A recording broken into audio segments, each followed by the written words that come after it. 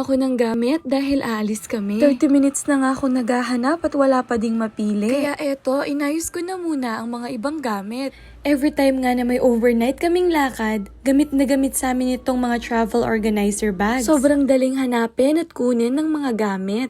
On the way na nga kami para i-meet sila ate. Magkakasama na nga at andito na kami sa may Magalang. Dito nga pala kami mag-i-stay sa may Alteza Cabins. May ganap kasi sila ate. Nauna na nga bumaba ang batang maliit. Buti na lang at may pagkain ka. Good job, Grant. Hindi na nga ako nakapagpigil at kumuha na ako. Nasabik nga kami dahil sobrang ganda ng cabin nila. Ay kapogi naman ni Mr. Malabanan. Sige mamaya, alam mo na.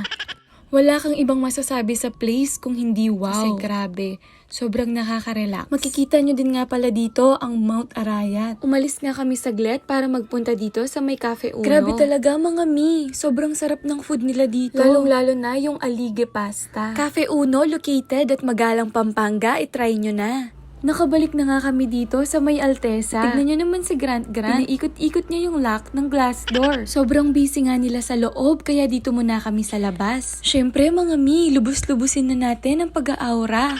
Grab ko na nga pala yung chance na to para makapag-shoutout. Hello nga pala sa kababata kong si Lady at si Red Family. At syempre sa family and friends namin na sumusuporta. Fast forward nga, tapos ng shoot nila ate. Kaya ayan, it's time to unwind na. Anyways, ayun lang, bye!